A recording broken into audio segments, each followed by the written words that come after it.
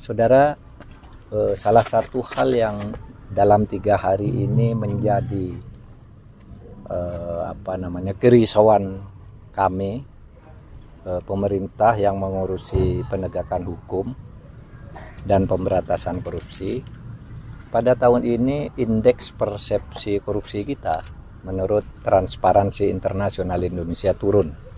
Indeksnya dari 38 menjadi 34. Ini satu keprihatinan karena kita dulu melakukan reformasi itu indeks persepsi korupsi kita itu 20 pada tahun 99. Nah, ini setiap tahun naik satu sampai mencapai puncaknya di tahun 2019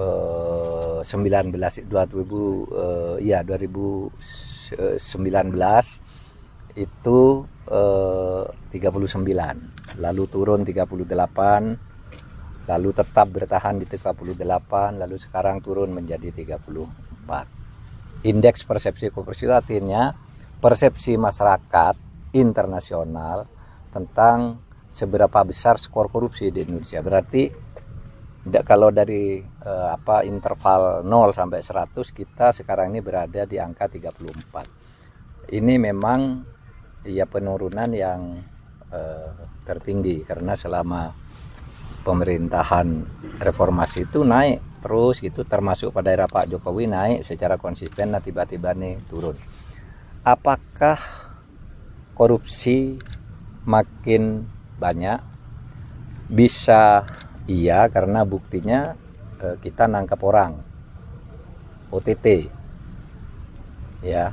Tetapi sebenarnya kalau peningkatan korupsi itu sendiri yaitu normal seperti itu terus sejak dulu. Nah, yang sekarang menjadi masalah kenapa turun?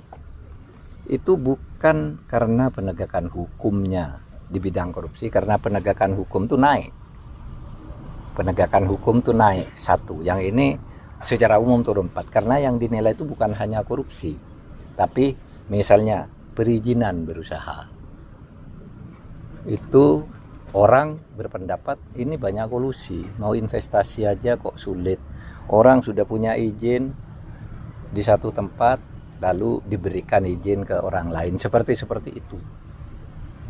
Sehingga yang masalahnya ini masalah birokrasi perizinan dan kolusi di dalam proses birokrasi perizinan. Itulah sebabnya pemerintah itu lalu mengeluarkan undang-undang cipta kerja dalam bentuk omnibus law. Itu maksudnya agar tidak bertele-tele gitu ya. Dalam proses perizinan tidak bertele-tele, tidak dikerjakan oleh beberapa meja, tapi ada satu pintu. Nah, seperti saudara lihat sendiri dalam 3 tahun terakhir ini, kalau pemberantasan korupsi yang dilakukan oleh negara itu udah luar biasa. Ya, Kejaksaan Agung itu seperti melakukan amputasi terhadap tangan pemerintah sendiri. Orang pemerintah sendiri ditangkapi semua. Itu asuransi Jiwasraya, Asabri, Satelit, Kemhan, menterinya 2 ditangkap, gubernurnya digelandang, bupati-bupati ditangkap OTT dan sebagainya.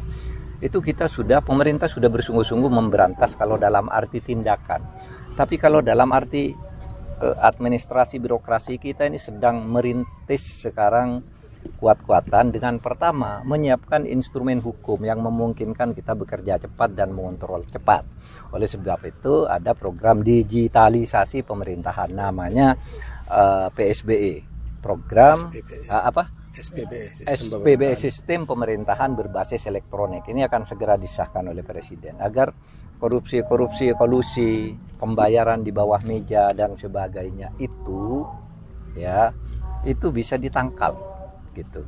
Banyak juga kan kalau kita lihat proses perizinan di daerah pertambangan, kehutanan dan sebagainya itu banyak kolusinya dan kita tahu dan kita tangani, dan itu yang dirasakan oleh persepsi masyarakat internasional. Kepastian berusaha di Indonesia itu gimana gitu. Bukan kita tidak menindak, kita menindak.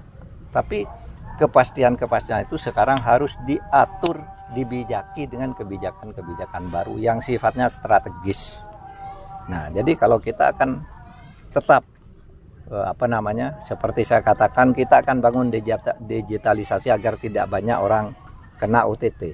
Tetapi OTT itu harus tetap dilakukan sebelum SPBE-nya jadi. Ya, kalau ada SPBE sudah jadi kok masih ada misalnya korupsi, ya tangkap juga gitu. Tapi upaya untuk itu sudah dilakukan. Ya. Nah, harus diketahui juga bahwa turunnya indeks persepsi korupsi itu bukan hanya penilaian ke pemerintah, ya, penilaiannya itu terhadap legislatif, eksekutif, dan yudikatif. Jadi kalau di bidang eksekutif rasanya kita sudah habis-habisan dan buktinya ya naik ya penegakan hukum itu. Tapi korupsi itu korupsi ketika pembuatan undang-undang, ya kan? Korupsi ketika proses peradilan dan sebagainya. Dan orang yang tidak tahu kadangkala lalu menyalahkan eksekutif saja ini. Padahal kita tidak boleh masuk ke proses secara dominan dalam proses undang-undang karena kita membuat bersama. Peradilan malah kita tidak boleh masuk sama sekali. Kita hanya nangkapi orang, serahkan ke pengadilan. Kalau dibebaskan oleh pengadilan kita juga sudah tidak boleh ikut campur. Karena asumsi hukum di dalam demokrasi pengadilan itu bebas, tidak boleh campur oleh pemerintah. Nah, itu ya. Jadi kita akan terus bersungguh-sungguh. Dan pemerintah telah melakukan itu secara sungguh-sungguh seperti terberitakan setiap hari siapapun ditangkap, siapapun diproses oleh Presiden. Katakan pokoknya jangan pandang bulu. Presiden sudah mengatakan saya akan gigit sendiri kalau saya tahu itu artinya gigit sendiri diserahkan ke KPK atau diserahkan ke Kejaksaan Agung. Dan Kejaksaan Agung seperti saudara tahu sudah melakukannya secara sungguh-sungguh untuk itu. Cukup ya. Langkah pemerintah untuk mencegah korupsi meningkat di legislatif dan peradilan seperti apa, Pak? Kita tidak bisa ikut. Artinya apa? Artinya kita hanya bicara dari sudut akademis, bukan langkah teknis operasional. Akademis misalnya, kalau buat undang-undang ini, undang-undang yang diperlukan ini, kalau buat undang-undang jangan berkolusi dengan pihak luar misalnya. Itu kalau ke legislatif. Ya. Kalau bahkan di dalam soal korupsi ini ada istilah sistemik di bidang politik. Korupsinya sistemik di bidang politik. Ya, political risk PRS ya. Ya, risiko politik itu sudah melekat di dalam sistem politik kita. Itu hasil penelitian TII. Sehingga pemerintah kan tidak bisa ikut ya dalam urusan-urusan partai politik, punya agenda apa dan sebagainya. Nah, saya ngajak kerjasama nih partai politik. Pemerintah mengajukan rancangan undang-undang perampasan aset. Jadi langkah-langkah peristiwa-peristiwa pidana ya yang kemudian ada asetnya itu bisa dirampas sebelum putusan final. Sebab begini ya, kalau tidak dirampas, kasus BLBI, senangannya BLBI ini, orang sudah menyerahkan tanah sekian juta hektar kepada negara sebagai jaminan hutangnya kepada negara. Ini kan karena masih berproses pengadilan gitu, ya kita hanya simpan dokumennya. Nah, tiba-tiba udah dijual. Nah, kalau boleh perampasan aset itu kan bisa diselamatkan. Dan orang yang sedang berperkara tidak cari apa-apa, dirampas saja dulu asetnya gitu. Nah, undang-undang ini sudah disampaikan ke DPR, belum disetujui.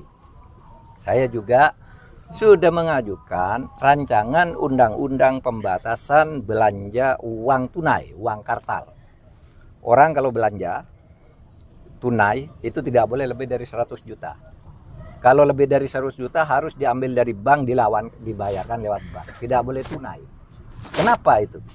Karena kalau begitu akan diketahui kalau ada orang korupsi ini uangnya dari mana nih? Oh, dari bank sekian tanggal sekian. Dikirim ke bank mana gitu. Nah, di satu daerah misalnya di Papua itu ada uang dari negara diturunkan sekian ratus miliar katanya untuk proyek ini. Tapi tidak dikirim ke bank lain. Dibayarkan tunai. Nah, kita sekarang batasi ya, kalau Anda mau biaya belanja lebih dari 100 juta lewat bank. Saya, Mahfud, mau kirim uang ini. Turun dari bank, rekening nomor sekian, kirim ke Anda rekening nomor sekian. Iya kan? Iya kan? Iya, Pak. Terus Pemerintah tahu Pak Mahfud ini uang dari mana? Oh, dari rekeningnya sendiri. Dikirim ke siapa? Dikirim ke sini. Ini ada nomor rekeningnya. Nanti saya Karena saya beli HP. mobil. Kan bisa. Artinya Artinya begitu. Nah, undang-undang ini belum disetujui oleh DPR. bola panasnya di legislatif ya, di DPR gitu bola panasnya.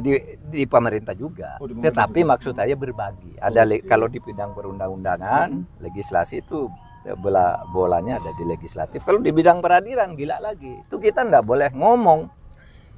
Oleh sebab itu saya katakan orang mungkin salah kaprah mengatakan kita harus hormati putusan pengadilan. Saya sendiri untuk kasus tertentu saya tidak akan hormati putusan pengadilan.